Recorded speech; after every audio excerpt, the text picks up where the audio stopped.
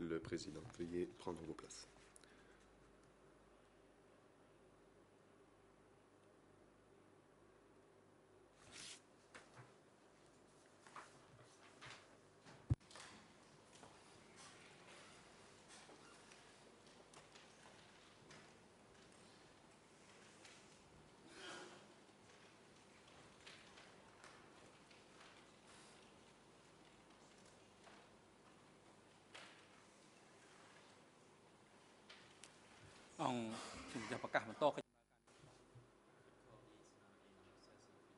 L'audience est ouverte.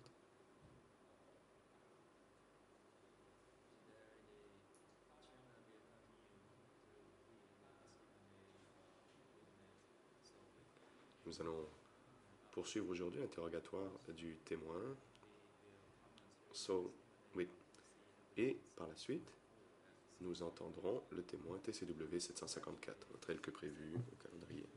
Madame la greffière, pouvez-vous faire rapport sur la présence des parties à la procédure? La greffière. Monsieur le Président, toutes les parties sont présentes à l'exception de Maître Michael Carnavas, Conseil international de la défense de Ieng Sary. Il est absent pour des raisons personnelles. Les accusés Ieng Sary et Nguyen Chia sont présents dans la cellule de détention provisoire du tribunal pour des raisons de santé. Nous poursuivons donc la déposition du témoin Sar Vi, qui est présent dans le prétoire. Le prochain témoin, TCW 754.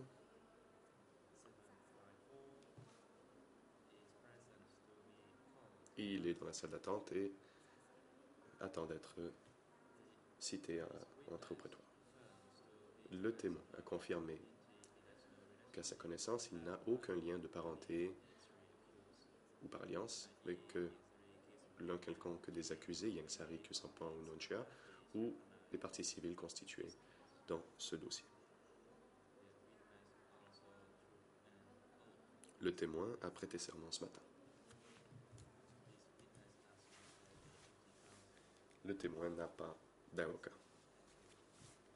Le président. Je vous remercie. La Chambre informe les parties et le public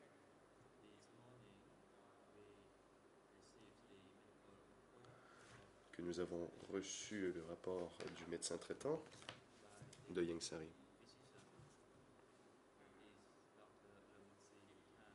Le docteur Lamot Sivutal. Il a fait l'examen de la santé de Ieng Sary. Il a pris des détourdissements et est fatigué et ne peut se rendre au prétoire. Le médecin recommande à la Chambre de permettre à l'accusé de suivre les débats depuis la cellule de détention provisoire par moyen audiovisuel. C'est en effet l'avis de la Chambre, tel qu'elle l'a indiqué hier à la lecture des rapports et du certificat médical des médecins. La Chambre enjoint donc, permet donc à Ieng Sary de suivre les débats depuis la cellule de détention provisoire par moyen audiovisuel. La Chambre a aussi reçu un certificat médical du même médecin. Certificat médical de Nguyen Chia cette fois-ci. Nguyen Chia est fatigué et est étourdi lorsqu'il demeure assis.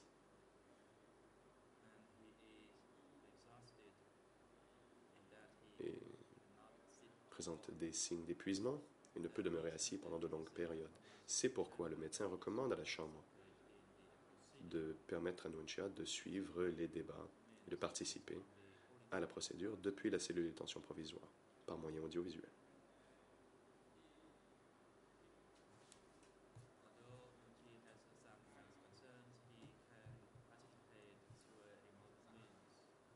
Malgré ses problèmes de santé, Nguyen Chia peut suivre les débats par moyen audiovisuel tel que le recommande le médecin. En conséquence, afin d'éviter des retards importants et parce que l'intérêt d'une bonne administration de la justice l'exige, et en se fondant sur les recommandations du médecin traitant dans ses certificats médicaux, la Chambre ordonne que Nguyen Chia participe aux audiences de ce jour depuis la cellule de détention provisoire. La Chambre enjoint maintenant les services techniques d'établir les liens audiovisuels entre le prétoire et la cellule de détention, et les deux cellules de détention temporaire, pour que les accusés puissent suivre les débats. À présent, la Chambre laisse la parole à la défense de Khieu Samphan pour la suite de son interrogatoire du témoin. Vous avez la parole, maître. Merci, Monsieur le Président.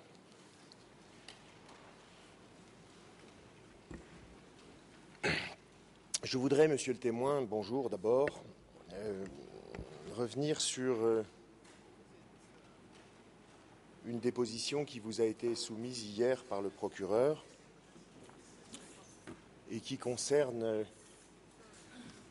Monsieur Tassotte. Monsieur Tassotte qui a été entendu en 2008 par les enquêteurs du tribunal et puis qui est mort aujourd'hui.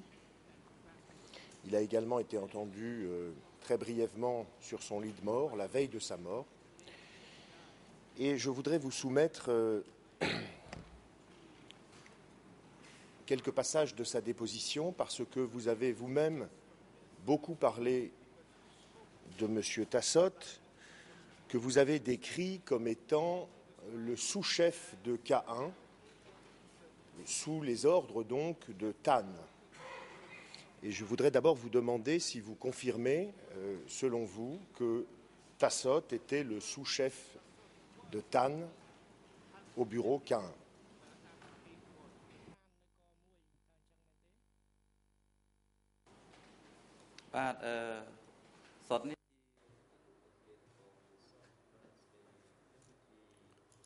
Sott était le chef adjoint de K1.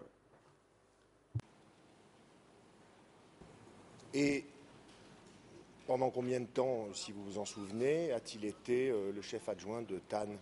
Est-ce qu'il l'était encore au moment de l'arrivée des Vietnamiens à Phnom Penh en janvier 1979, par exemple?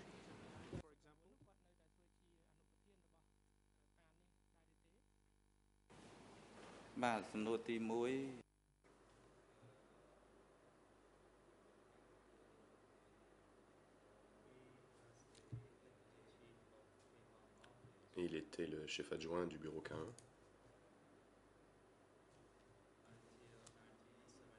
jusqu'en 1978, si je me souviens bien. À l'arrivée des soldats vietnamiens en 1979,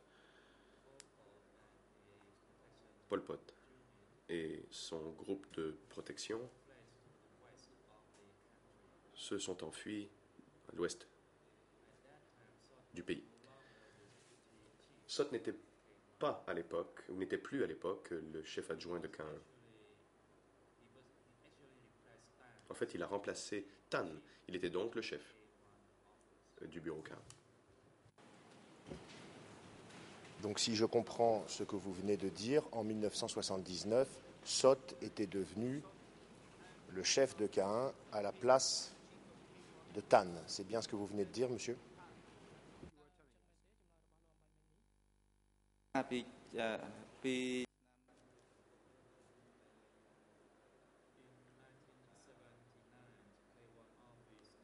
En 1979, le bureau K1 n'existait plus.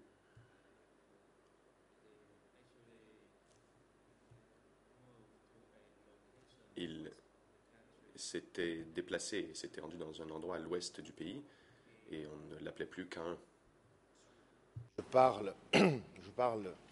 Je faisais référence à ma question précédente. Avant l'arrivée des Vietnamiens, fin 1978, dès tout début janvier 1979, Sott avait remplacé Tan à la tête du bureau K1. Est-ce que c'est exact?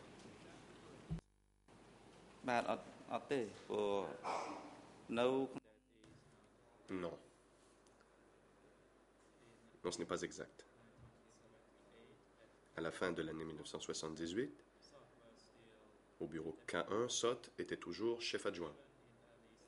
Et même au début de l'année 79, il occupait toujours ce poste. D'accord. Alors, je voudrais vous soumettre, d'abord dans ces grandes lignes, puis nous irons plus en détail si c'est nécessaire, ce qu'a dit M. Tassot lorsqu'il avait été entendu en 2008.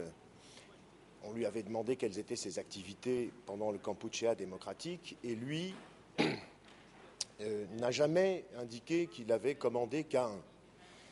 Il a décrit son activité comme étant d'abord celle d'un chef du bureau K12, qui était un bureau chargé des conducteurs de voitures, qui se trouvait entre l'hôpital des moines et le Psar Tmei. Et il a dit, à partir de fin 1976, j'ai quitté Phnom Penh et je suis parti commander des troupes à la frontière avec le Vietnam. Et il est resté là-bas, d'après ses affirmations, il disait qu'il était resté donc commandant de troupes à la frontière du Vietnam jusqu'à l'arrivée des Vietnamiens. Qu'est-ce que vous suggère cette affirmation de M. Tassot, qui ne parle absolument pas de ses responsabilités à K1? Est-ce qu'elle vous semble crédible ou est-ce qu'elle vous rappelle autre chose? Quelle est votre réaction à ce sujet?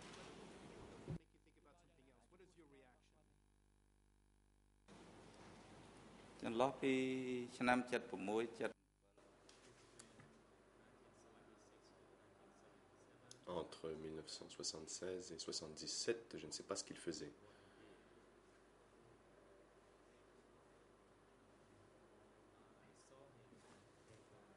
Bon, je l'ai vu au bureau K1 en 1978.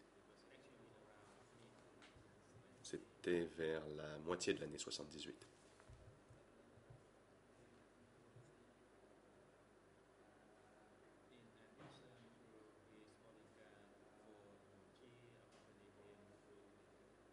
En plus du garde du corps de Nguyen qui l'accompagnait dans différentes régions du pays, il avait un autre poste.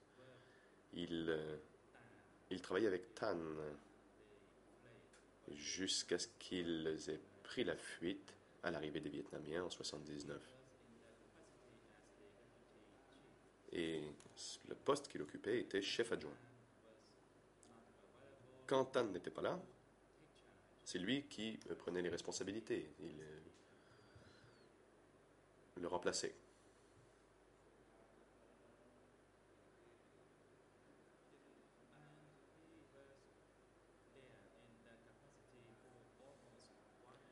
Il a occupé ce poste pendant presque un an. Ça, c'est un fait. Mais avant cette date, c'est-à-dire entre 75 et 77, je ne savais pas où il habitait, ni ce qu'il faisait.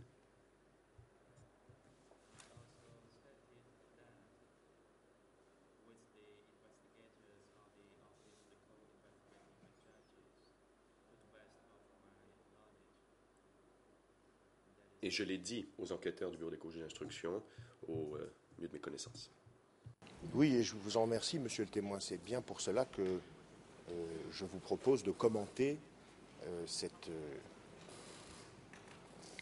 différence entre ce que vous avez dit de Sot et ce que lui-même a dit de lui. Donc, vous confirmez, en tout cas pour ce que vous en savez, et ce que vous avez pu constater par vous-même, qu'à partir de 1977, Tassot était basé à Phnom Penh et non pas à la frontière avec le Vietnam en train de commander des troupes militaires. C'est bien ça?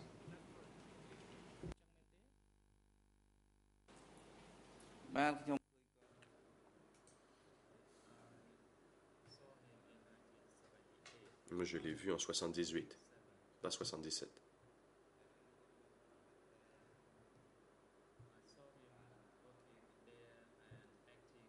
Oui, je l'ai vu travailler là et agir à la place de Tan, et c'était en 78. D'accord. Par ailleurs, vous avez, dans votre déposition de 2005, très souvent associé Tan et Sot, quasiment d'ailleurs à chaque fois que vous évoquiez les pouvoirs de vos supérieurs, vous associez ces deux personnes en les citant. Et à un moment donné, vous évoquez la mort de Pang, ou plutôt l'arrestation de Pang. Et vous dites aux enquêteurs du tribunal qui vous entendent ce jour-là, vous dites que c'est par Tan et Sot que vous aviez appris que Pang avait été arrêté et accusé de trahison. Est-ce que vous vous souvenez avoir dit cela aux enquêteurs du tribunal et est-ce que vous confirmez ce point?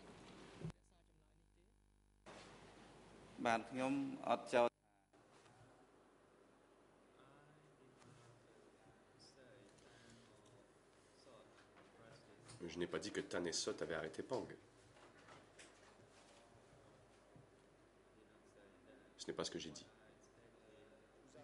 Pour pas que nous nous méprenions, ce n'est pas non plus ce que j'ai dit. Donc il y a peut-être eu un problème dans la succession des traductions de mes propos jusqu'au Khmer. J'ai dit que vous aviez indiqué avoir appris de la bouche de Tan et Sot le fait que Pang avait été arrêté et accusé de trahison.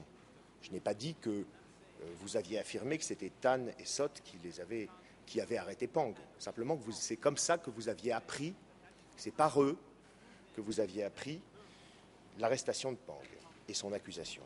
Est-ce que vous confirmez ce point?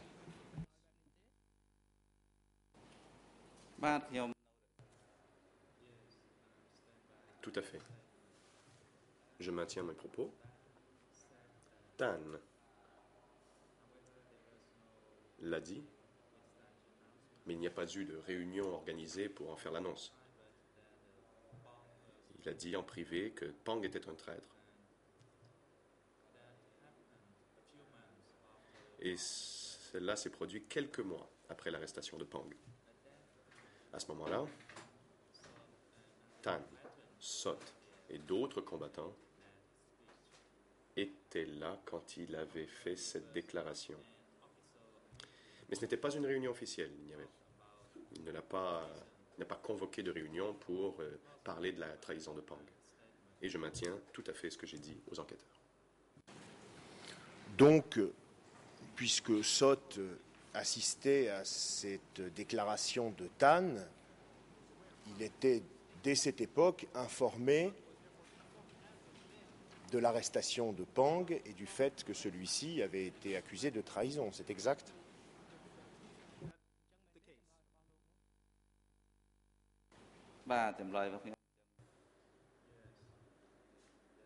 Oui, c'est bien le cas.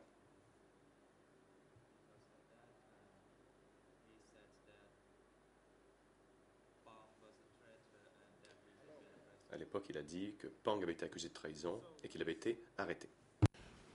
Je voudrais juste vous soumettre et recueillir votre réaction à la lecture de ce qu'a dit M. Tassot lorsqu'il a été interrogé en 2008 par les enquêteurs du tribunal sur cette question. Il a déclaré, donc c'est la cote E3/464,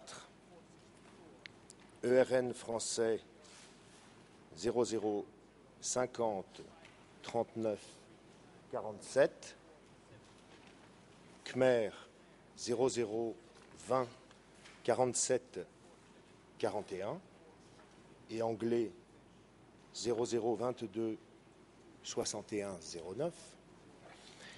Je cite: « Un jour, le conducteur de Pang m'a dit que ce dernier est mort, tué par balle de bandits de grand chemin lorsqu'il était allé récupérer des marchandises, comme des petits motoculteurs, des bateaux, des Coréens, dans le port de Kampong Som.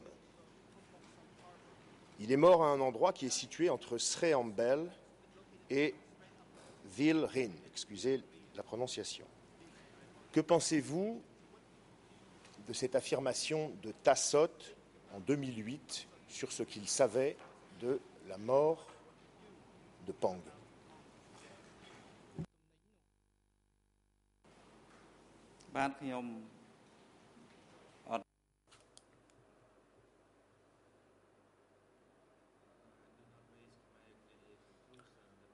Bon, je ne veux pas tirer de conclusion sur les déclarations ou les affirmations de cette personne.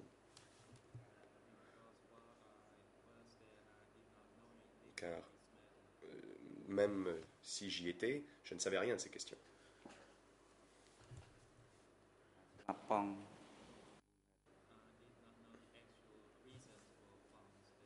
Je ne connaissais pas les réels motifs de la mort de Pang. Vous venez de me lire cela, c'est la première fois que j'en entends, je n'ai jamais entendu parler de cela avant.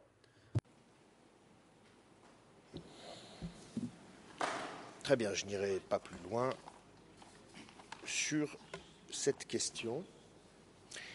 Et je voudrais en venir maintenant à d'abord un petit point de détail. Vous avez été interrogé hier sur le véhicule qu'utilisait M. Khieu-Samphan, dont vous avez dit à la Chambre que c'était un véhicule modeste en comparaison de ceux qui étaient utilisés par d'autres dirigeants. Et je voulais juste vous demander ce qu'il en était de sa sécurité. Vous avez également dit hier que M. Khieu-Samphan se déplaçait, en tout cas dans Phnom Penh, lorsque vous le voyez uniquement avec son chauffeur. Qu'en était-il des autres dirigeants? Est-ce qu'ils avaient un système, un dispositif de sécurité, des gardes du corps autour d'eux? Est-ce qu'il y avait là aussi une différence entre ce que vous avez pu voir autour de M. Khieu-Samphan et ce que vous avez pu constater autour d'autres dirigeants?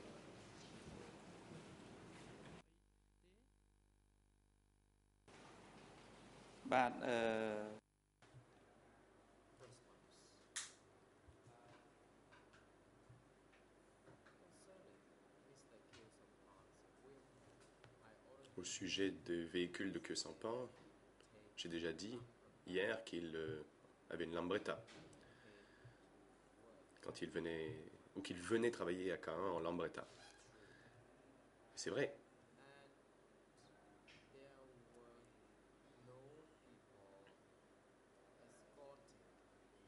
Il n'avait pas d'escorte. Il y avait un chauffeur, c'est tout. C'est ce que j'ai vu.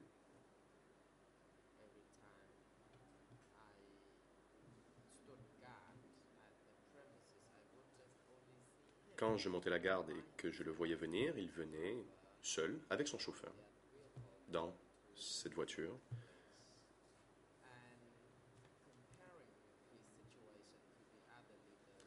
Maintenant, si je compare sa situation à celle des autres dirigeants comme Nguyen Chea, Ieng Sary ou Pol Pot,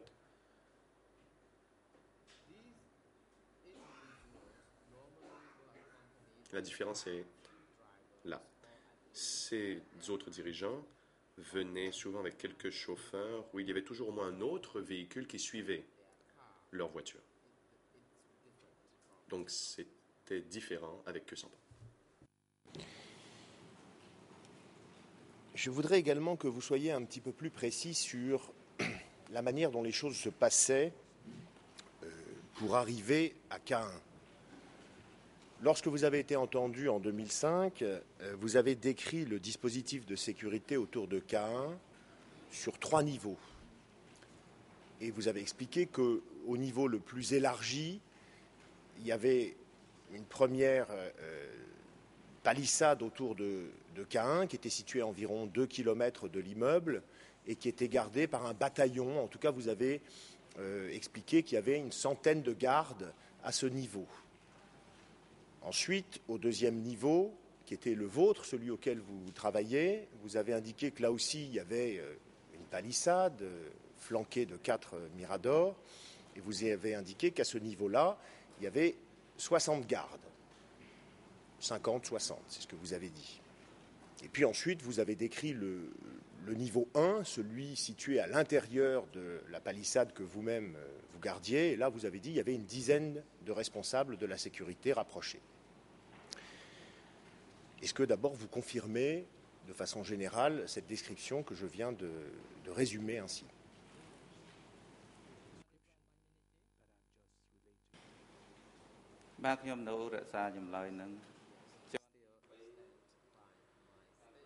Je maintiens effectivement ce que j'ai déclaré.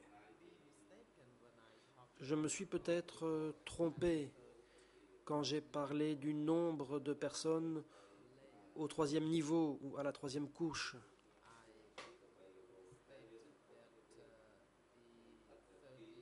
J'ai dit qu'à la 3e couche, les gens étaient postés à environ 3 km de l'enceinte. Et grosso modo, c'est effectivement à cette distance-là que ce groupe montait la garde. Ceux qui montaient la garde étaient un groupe composé de petits bataillons. Concernant la 2e couche, le 2e niveau, c'est là que je travaillais. Moi aussi, j'appartenais à ce niveau-là. Il y avait une 50aine ou une 60aine de personnes. Et ici, le chiffre est exact, une 50aine ou une 60aine. Donc je maintiens ce que j'ai dit. Pour ce qui est du 1er niveau ou de la 1re couche, il y avait là environ une dizaine de personnes.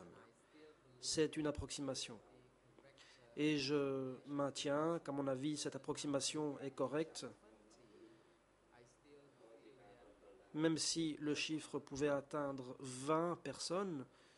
Je pense que ça se situait dans une fourchette allant de 10 à 20 personnes. Donc je maintiens mon estimation.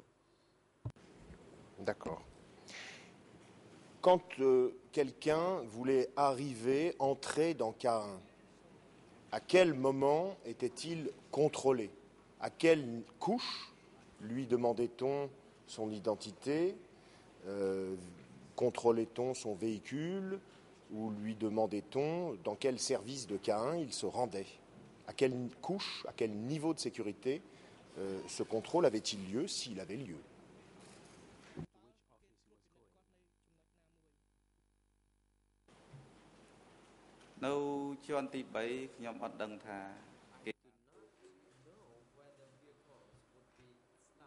Je ne sais pas si les véhicules étaient arrêtés pour être contrôlés au 3e niveau lorsque quelqu'un voulait pénétrer à l'intérieur de K1.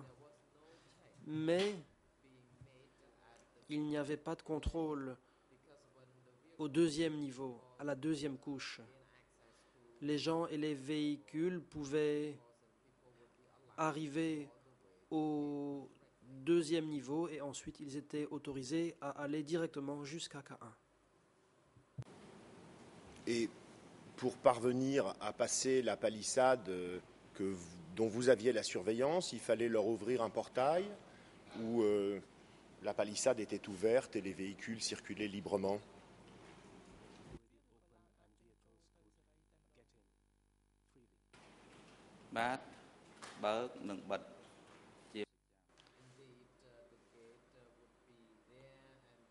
Il y avait là un portail. Nous y étions prêts à ouvrir le portail quand quelqu'un arrivait et ensuite nous fermions le portail derrière eux lorsqu'ils quittaient les bâtiments. Et à aucun moment, lorsque vous ouvriez ou fermiez ce portail, vous ne demandiez aux véhicules qui allaient entrer dans K1 à quel endroit de ce bureau ils se rendaient, qui ils allaient voir? Ce n'est pas une question que vous leur posiez, ça ne faisait pas partie de vos attributions, c'est bien ça?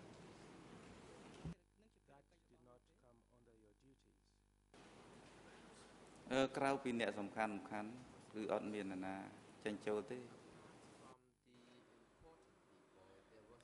l'exception des gens importants, personne ne venait sur place. Seuls des gens importants venaient sur place et donc nous n'osions pas leur poser de questions. D'accord. Vous avez décrit cet immeuble de K1 comme un immeuble de, je ne sais plus si c'était 4 ou 5 ou 6 étages. Est-ce que vous auriez une fourchette ou une idée du nombre de bureaux qu'il y avait à l'intérieur de ce bâtiment et du nombre de personnes qui y travaillaient quotidiennement? Est-ce que vous êtes en mesure d'évaluer le nombre de gens qui travaillaient dans ce bâtiment de 4, 5 ou 6 étages dont vous avez parlé et qui était donc le bureau K1?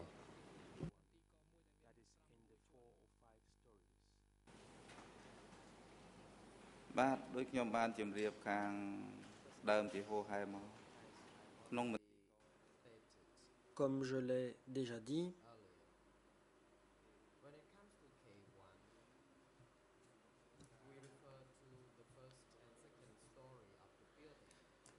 quand on parlait de K1, ça renvoyait au premier et au deuxième étage du bâtiment. Il y avait une dizaine de personnes qui travaillaient dans les différentes sections, y compris le personnel d'entretien, le personnel chargé de l'approvisionnement en légumes,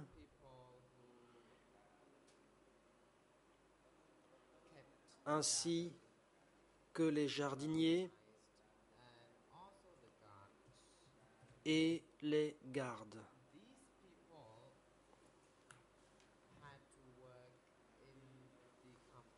Ces gens travaillaient dans ce complexe. Au deuxième étage, c'était la même chose. Il y avait des cuisiniers, des gens qui s'occupaient d'élever des animaux domestiques et des cochons. Et nous avions deux fonctions en même temps, cuisinier et garde du corps. Voilà donc pour le nombre de personnes qui y travaillaient. Donc en fait, mais détrompez-moi si ça n'est pas le cas, vous n'êtes pas vraiment en mesure de dénombrer les gens qui y travaillaient. Je n'ai pas bien compris votre déposition. Quand vous dites voilà donc le nombre des personnes qui y travaillaient, je n'ai pas entendu ce nombre. Est-ce que vous êtes capable d'évaluer ce nombre ou pas? Vous n'êtes pas obligé de répondre à ma question. Si vous ne savez pas, vous pouvez dire je ne sais pas. Il n'y a pas d'obligation, monsieur.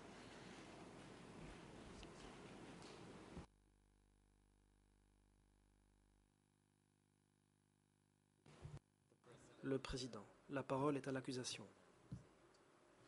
L'accusation. Monsieur le Président, objection. Le témoin a répondu, il a donné des chiffres. À présent, l'avocat de la défense débat avec le témoin. Nous pensons que sa question est répétitive. Si je puis répondre, Monsieur le Président, je suis un petit peu surpris de l'objection de Monsieur le procureur, à moins qu'il ait entendu en anglais quelque chose que moi je n'ai pas entendu, mais il ne m'a pas tellement semblé que la réponse du témoin était claire, et c'est pour ça que je demandais juste un éclaircissement, de façon tout à fait neutre, me semble-t-il. Le témoin est libre de répondre ce qu'il veut à ma question qui est ouverte.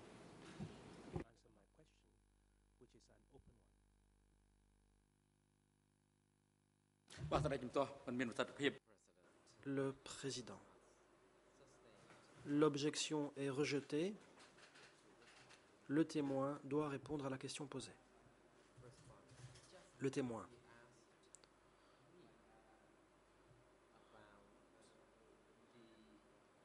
L'avocat vient de m'interroger sur le nombre de gens qui vivaient et travaillaient à K1.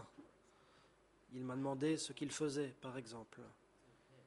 J'ai déjà répondu précisément à cette question, puisque j'ai dit qu'au premier étage, il y avait des cuisiniers, etc., etc. Le président. Effectivement, le témoin a déjà répondu. Mais combien y avait-il là de gens? Le témoin. Au premier étage, il y avait environ 10 personnes qui y travaillaient. Au deuxième étage, il y avait de 50 à 60 personnes. Je pense avoir déjà parlé de cela à plusieurs reprises durant ma déposition. Le président. Maître, je vous prie de passer à la question suivante si vous en avez encore. Merci, Monsieur le Président. Donc vous avez parlé des premiers et deuxième étages, et aux étages supérieurs, à peu près combien de personnes travaillaient à chaque fois? Can you tell us how many people worked on the third floor on every occasion? មកខ្ញុំអត់យល់ចនលើ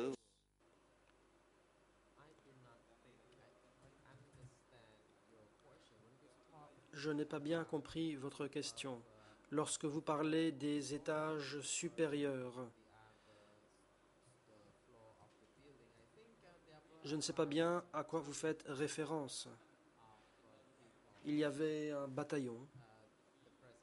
Le président interrompt. Peut-être qu'il y a erreur quant aux étages. Il peut y avoir une confusion en Khmer entre les étages et les niveaux de sécurité. Il y a en fait 3 niveaux d'unité de gardiens. Et en même temps, quand on parle de niveau ou de cercle en Khmer, il peut y avoir une certaine confusion. On peut confondre cela avec les étages du bâtiment. En effet, le témoin a parlé de plusieurs couches et il a dit que les couches étaient séparées d'environ 2 km, mais ça ne concernait pas le bâtiment lui-même. Compris, Monsieur le Président, effectivement. J'ignorais qu'il peut y avoir cette confusion. Donc je vais essayer de regrouper. Et puis, Monsieur le témoin, sentez-vous libre de répondre ou pas à ma question. Si vous ne savez pas, vous dites je ne sais pas. Il n'y a aucun problème.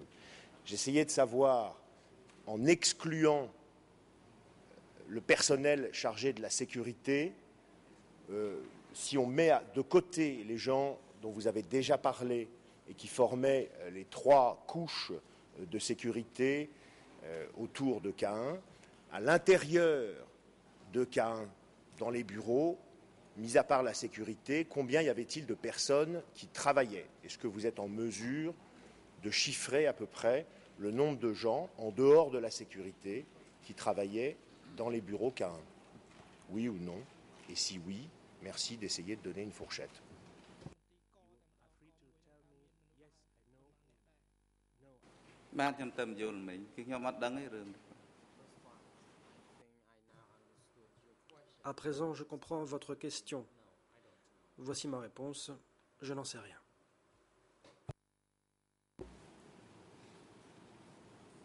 Je voudrais revenir sur un point qui est un point de détail pour vous, mais qui m'intéresse pour d'autres raisons, concernant le nombre de fois, le nombre de rencontres que vous avez eues avec les enquêteurs du tribunal. Nous avons au dossier un procès-verbal dont nous avons déjà parlé avec vous, qui est daté du 5 décembre 2007.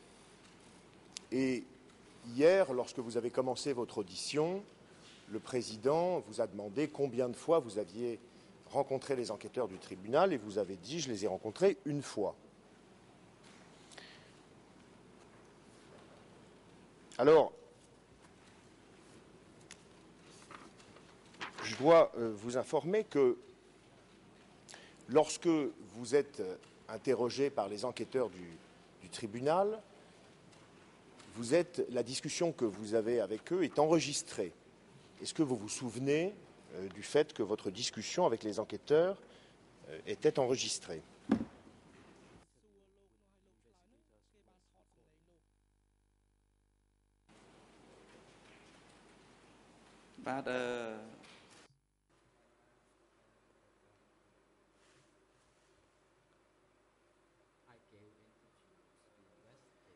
J'ai été entendu par les enquêteurs. Ces entretiens ont été enregistrés et j'en ai été informé. On me l'a dit. On m'a dit qu'il y avait un enregistrement sonore. Très bien. Et ces entretiens se sont-ils répartis sur une seule journée ou se sont-ils répartis sur plusieurs jours?អត់សូវលឺវាល្អល្អួរលឺសំនួរ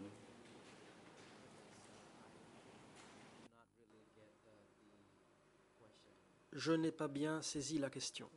Alors je vais la répéter. La déposition que vous avez signée est datée du 5 décembre 2007. Donc un seul jour, a priori.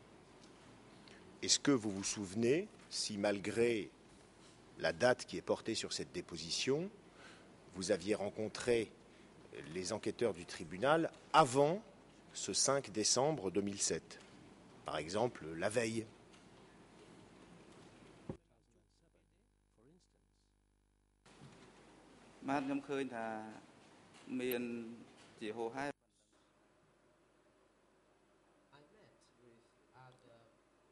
J'ai rencontré d'autres gens à différentes occasions avant cela, mais je ne sais plus d'où ces gens venaient.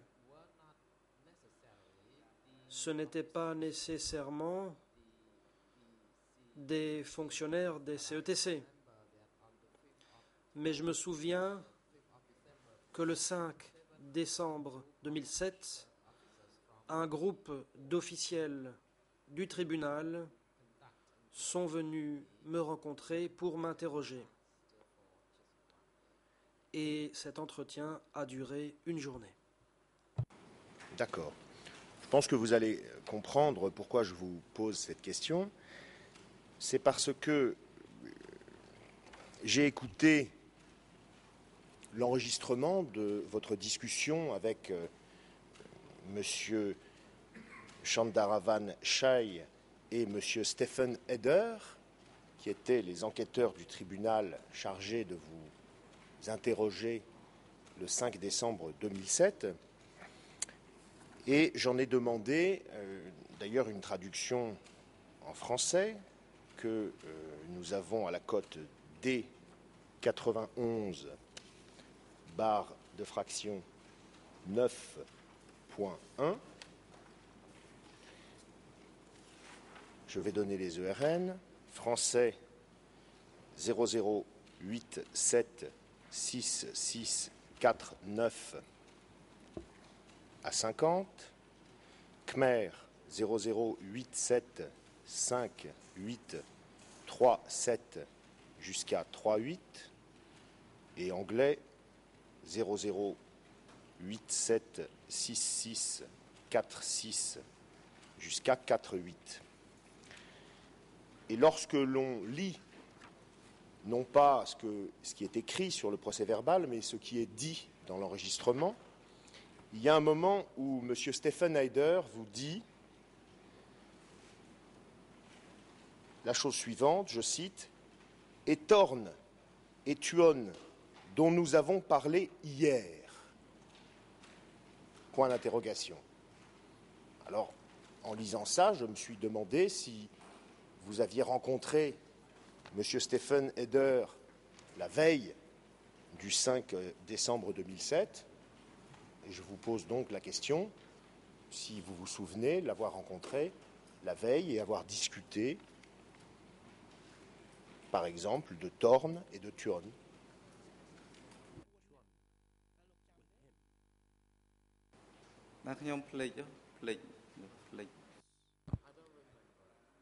J'ai oublié. Le 5 décembre, des gens sont venus me rencontrer. J'ai oublié leur nom. Le 7 décembre, j'ai été entendu, autrement dit 2 jours après que ces gens sont venus me rencontrer.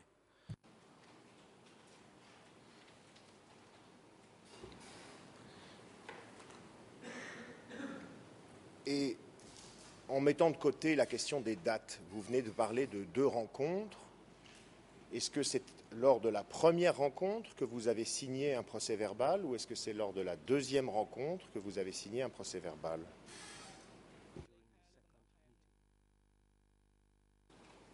បាទមុនថ្ងៃចុះហត្ថលេខាលើកំណត់ហេតុហ្នឹងគឺខ្ញុំដឹងថាជួបជាហូរហែមិនដឹងជាប្រមាណលើកព្រោះ Avant que je ne signe le procès-verbal d'audition, j'avais été entendu à plusieurs reprises. Des gens étaient venus me voir à plusieurs reprises, déjà, même si je ne me souviens plus des dates précises ni du nom des personnes en question.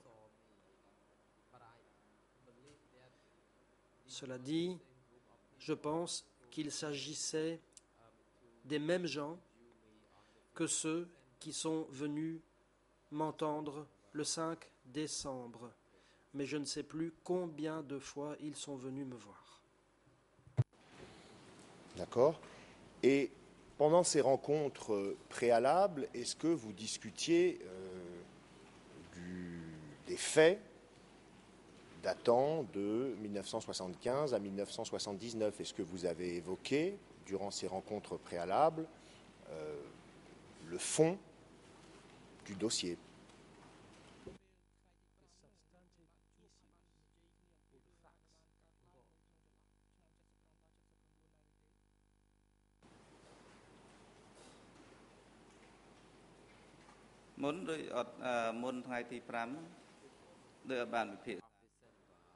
Avant le 5 décembre, je ne me souviens pas en avoir parlé, à moins que je n'ai oublié.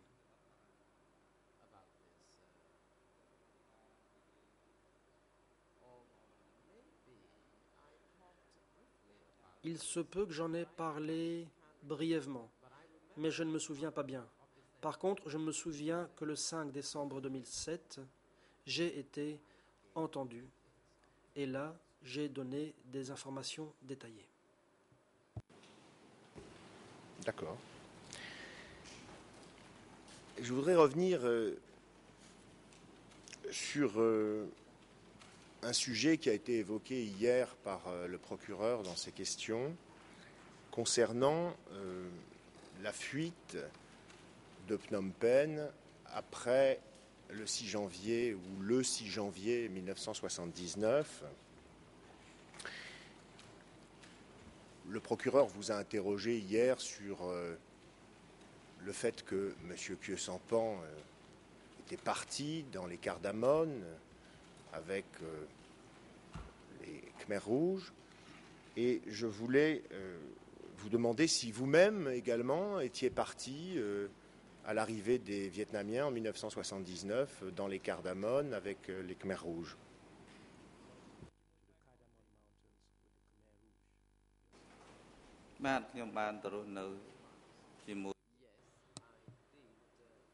Oui, j'ai pris la fuite vers cet endroit-là et je suis resté avec eux tout du long.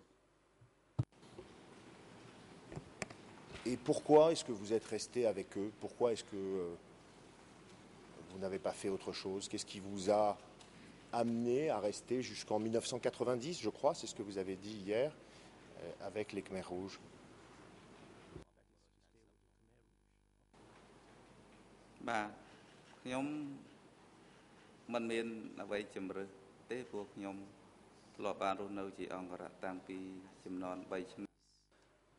Je n'avais pas le choix.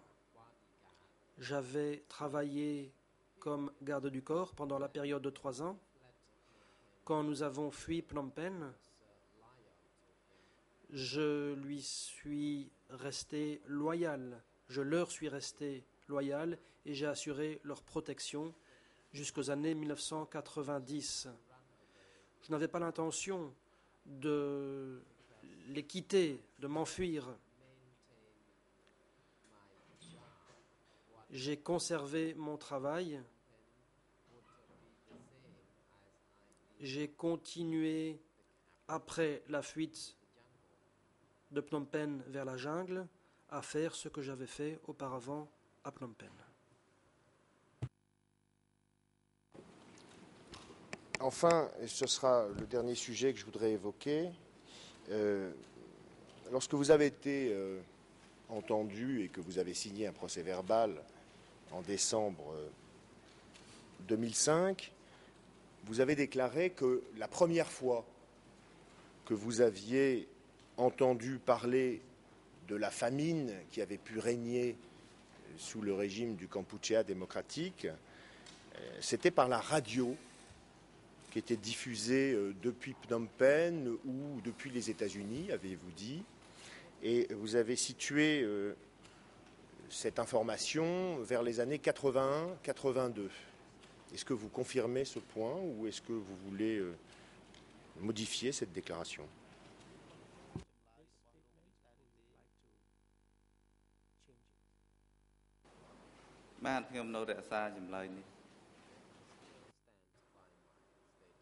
Je maintiens ce que j'ai dit.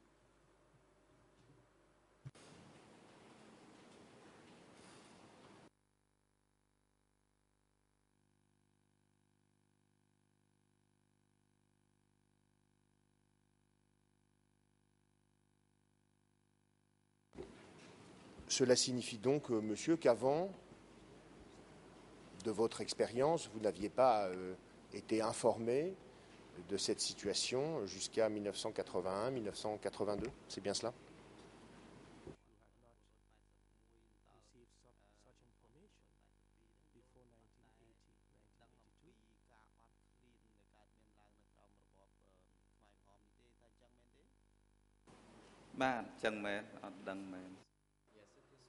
Effectivement. Je n'ai pas d'autres questions, Monsieur le Président. Monsieur le témoin, je vous remercie.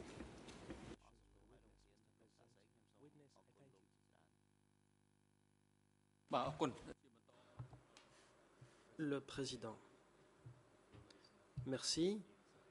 À présent, la parole est donnée à la défense de Ieng Sary qui pourra interroger ce témoin.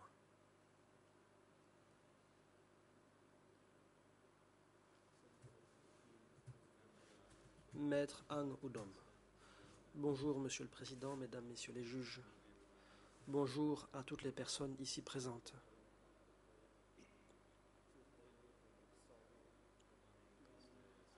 Bonjour, Monsieur Sovi. Je m'appelle Ang Udom. Je suis l'un des avocats de Monsieur Ieng Sary. Je n'ai que quelques questions à vous poser.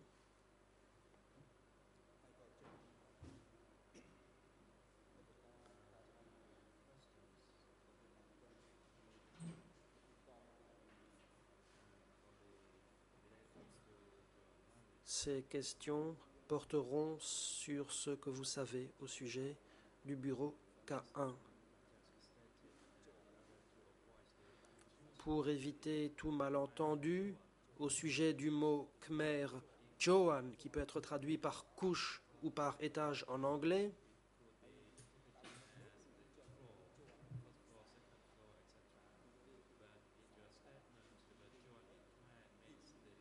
or, dans votre déclaration, quand vous avez parlé de Joan en khmer, cela faisait référence non pas à des étages, mais bien à des niveaux ou des couches de protection.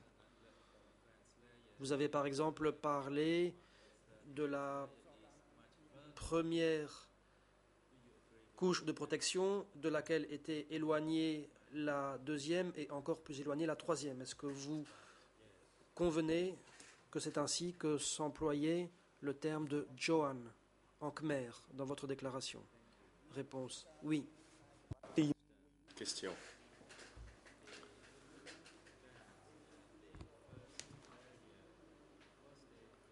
Les gardes de la première couche étaient-ils postés à l'intérieur de l'enceinte de K1 ou étaient-ils à l'extérieur du périmètre?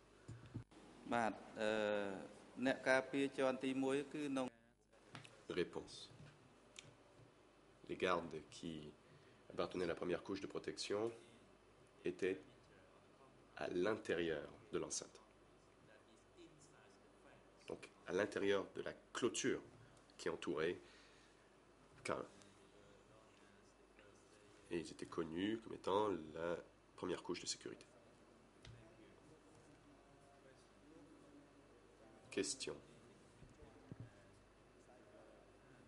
Vous avez aussi dit que vous intégriez la seconde couche, ou l'unité responsable de la seconde couche de protection. Quelle était la différence entre les deux? Réponse. Ce groupe était très proche de la clôture. En fait, dès que l'on franchissait le portail et qu'on était à l'extérieur de la clôture, c'était le deuxième niveau.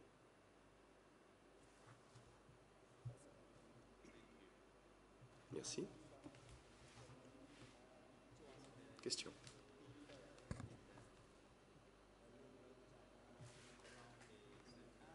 Hier, vous avez dit que depuis le deuxième niveau, vous ne pouviez pas voir au premier niveau, car il y avait une clôture qui était très élevée. Est-ce exact? Oui, en effet, dit le témoin.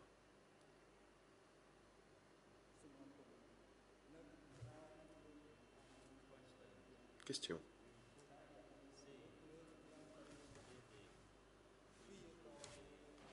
Vous ne pouviez pas voir le bâtiment car la clôture était trop haute. Et pouviez-vous voir par exemple le deuxième étage du bâtiment?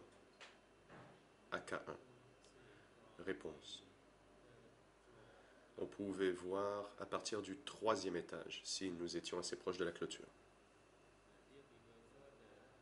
Si nous étions un peu plus loin, si nous étions par exemple à 500 mètres de la clôture, on pouvait apercevoir le deuxième étage.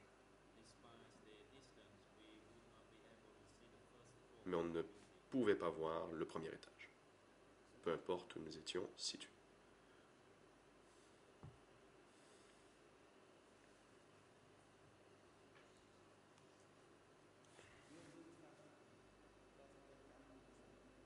Question. Hier, vous avez dit que vous avez vu presque tous les jours des hauts dirigeants, nombre desquels il y avait Nunchia, Yangsari et Kusampa, voir ces hauts dirigeants donc venir au bureau K1.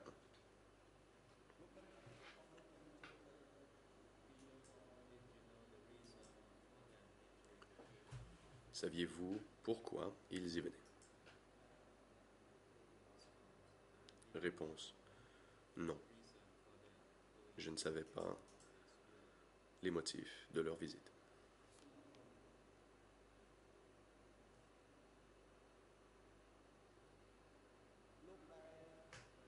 Question.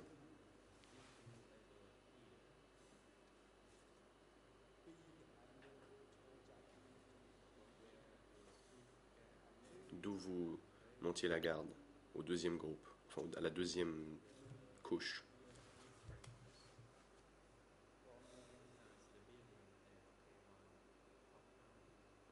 Avez-vous jamais entendu dire qu'il y avait des réunions à K1? Réponse. Pouvez-vous répéter la question parce que je n'ai rien compris. Je n'ai pas compris.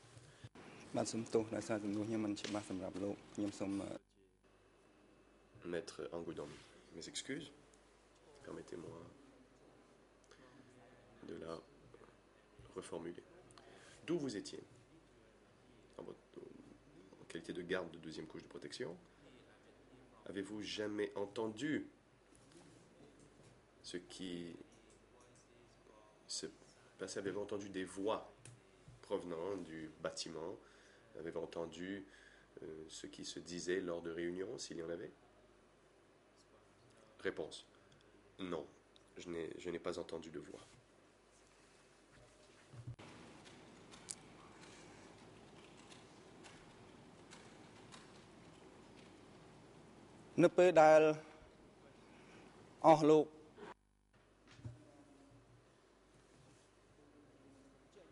Question.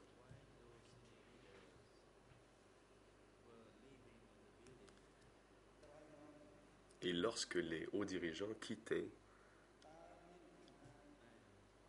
le bâtiment, après leur départ.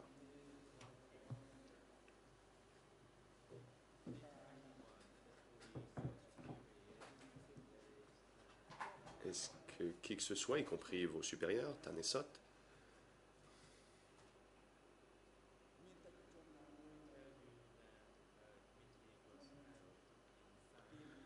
vous a dit qu'il y avait eu une réunion, qu'il s'était tenu une réunion à K1? Réponse: non, nous n'étions pas informés de telle chose.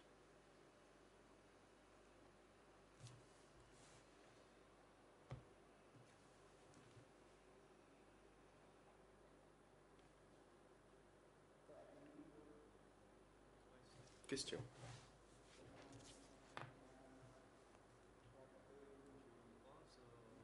Vous avez affirmé avoir vu des cadres haut placés មកពីភូមិភាគបនឬស្រុកនានានៅទូទាំងប្រទេស provenant de différentes zones, secteurs et districts de partout au pays. Vous avez dit donc qu'ils sont venus, vous les avez vus venir au bureau K1.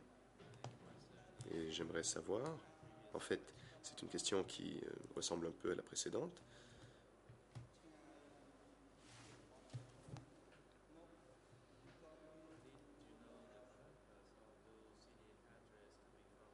Saviez-vous pourquoi ces cadres provenant des zones, des secteurs et districts venaient à K1?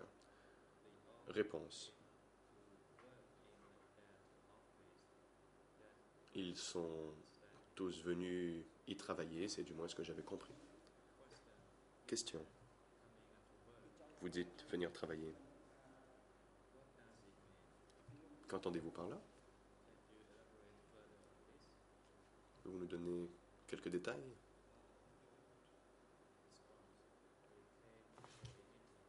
Ils venaient participer à une réunion. Question.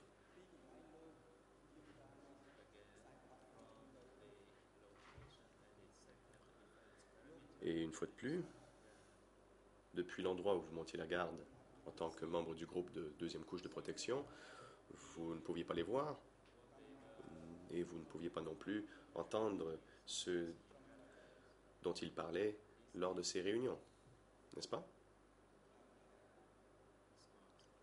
Réponse: c'est exact.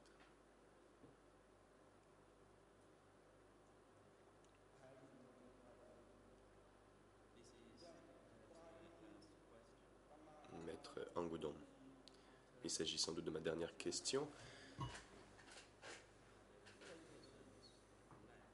Après le départ de ces cadres venus de partout au pays,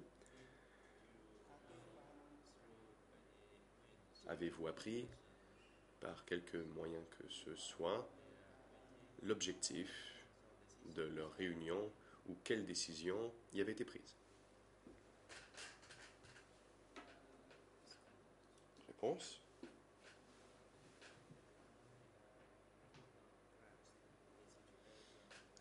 non, je ne le savais pas à l'époque. Je ne savais pas quel type de décision était prise avant leur départ.